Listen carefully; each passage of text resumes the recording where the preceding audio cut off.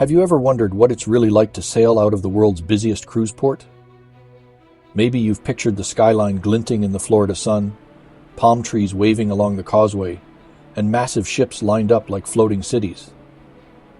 But for all the glamour of cruising from Miami, there's another side to the experience that travelers sometimes overlook. The practical side of getting there, moving around, and staying safe along the way. I'm Steven with the Travel Safety Network.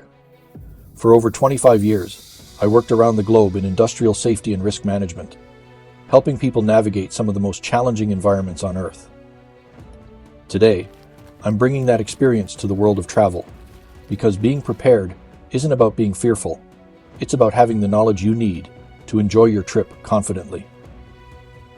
In this video, we're going to take a thorough look at the Port of Miami. I'll walk you through how it works, what you need to think about before you arrive, and how to make the most of your time in this vibrant, often hectic city. We'll talk about getting to the port from the airport, parking, where to stay before you sail, and what you should watch for when it comes to scams, petty crime, and customs enforcement. And stay tuned to the end, because I'll share something about the Port of Miami that might surprise even experienced cruisers, something that could help you start your vacation feeling more relaxed and prepared. Let's start with a bit of context. Miami isn't just the busiest cruise port in the United States. It's the busiest cruise port in the world. More than 7 million passengers pass through here every year. The port itself is located on Dodge Island, connected to the mainland by the MacArthur Causeway. From the minute you cross the bridge, you can see why so many ships choose Miami as their home base. The infrastructure here is vast and built for scale, with multiple modern terminals serving almost every major cruise line you can think of. Because Miami is a home port rather than a port of call, your experience starts long before you see your ship. The first thing you'll need to consider is how you're getting to the port itself. If you're flying in, Miami International Airport is about 8 miles away, and depending on traffic, it usually takes 15 to 30 minutes to reach the cruise terminals. Fort Lauderdale International Airport is also an option, about 30 miles north, but you'll need to plan for a longer transfer time, which can stretch to an hour or more, especially during rush hour.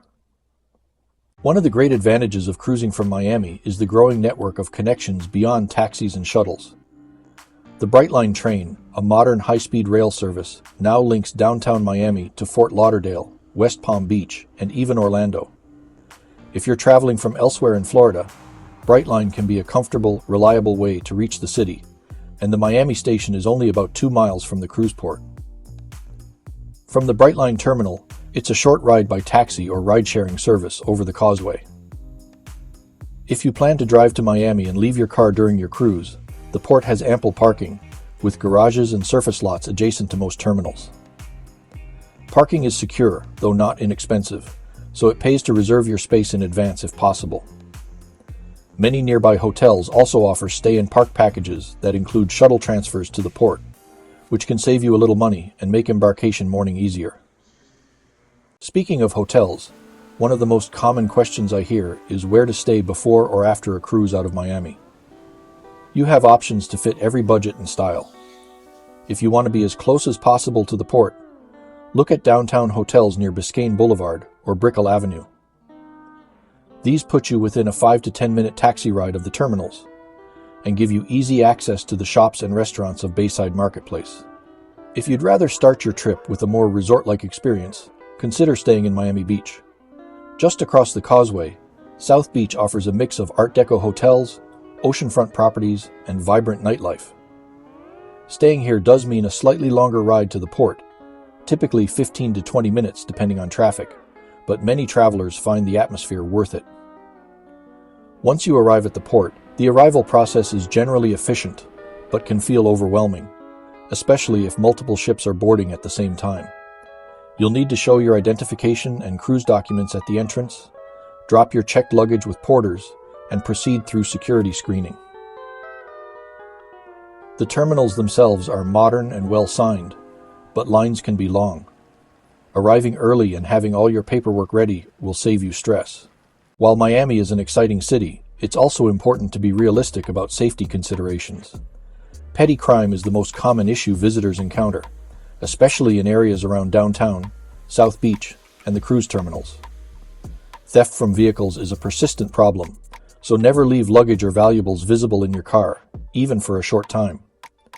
If you're carrying handbags, keep them zipped and close to your body. Avoid displaying expensive jewelry, cameras, or large amounts of cash when you're walking around busy areas. Transportation scams are another thing to watch for. Unlicensed taxis and ride services sometimes approach travelers offering discounted rides. Always look for official taxi stands or use recognized ride-sharing apps like Uber or Lyft. If you prefer a shuttle, book through your hotel or cruise line rather than accepting offers from drivers near the terminal. Miami is a multicultural city, and you'll hear Spanish spoken almost as often as English. A friendly greeting and a little courtesy go a long way. In restaurants and taxis, tipping is customary, typically around 15 to 20%. Dress codes are relaxed almost everywhere, but if you plan to dine in upscale restaurants or visit clubs in Miami Beach, smart casual attire is the norm. Because Miami is a home port, disembarkation at the end of your cruise has its own rhythm. Unlike a port of call where you might just pop ashore for the day, you'll be navigating customs and border protection procedures before you head home. One thing many travelers don't realize is that U.S. Customs and Border Protection has significantly increased enforcement and screening procedures in recent years. You can expect detailed questioning, especially if you've traveled to certain countries in the past, and you may be asked to unlock electronic devices for inspection. CBP officers have broad authority to review your bags and digital devices without a warrant, and while most screenings are quick, it's wise to be prepared. Make sure you can access your cruise documents, passport, and any visas you might need for onward travel. Answer questions clearly and calmly, and allow extra time in your schedule in case you're selected for secondary inspection.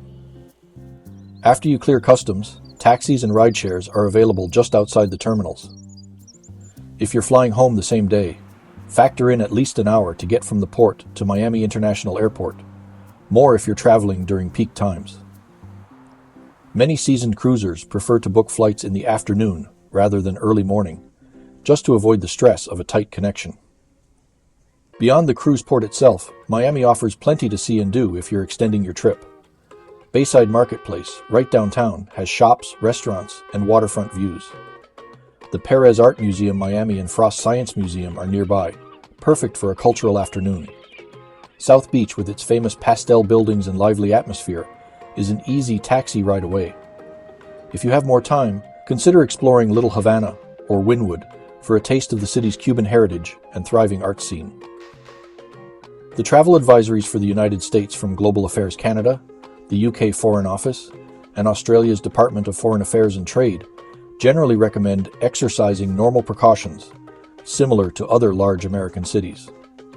They advise travelers to remain vigilant in crowded places, use reputable transportation, and secure valuables, particularly in tourist-heavy areas like downtown and South Beach. So is it safe to cruise out of Miami? For most travelers, the answer is yes, provided you approach the experience with awareness and preparation. Miami has invested heavily in its port infrastructure and in welcoming millions of cruise passengers smoothly and safely. The same principles that apply to travel anywhere are true here. Plan ahead, stay aware, and don't let the excitement of vacation make you forget basic precautions. And here's the surprise I promised you. Many people think of the Port of Miami purely as a gateway to the Caribbean, but it's also home to an active working harbor that handles millions of tons of cargo every year. As you sail away, look back at the skyline and the cranes towering above the containers. And remember, you're part of a living, working city with stories far beyond the beaches. That perspective makes the view and the journey a little more meaningful. I'm Steven with the Travel Safety Network. If you found this video helpful, please like, subscribe, and share it with anyone planning a cruise from Miami or elsewhere. For more guides on how to navigate cruise ports safely, check out the other videos in this series. And if you're ready to plan your next trip, Paula and I at True North Travel would be honored to help you make it unforgettable. Until next time, stay curious, stay prepared, and remember, safety is your travel superpower.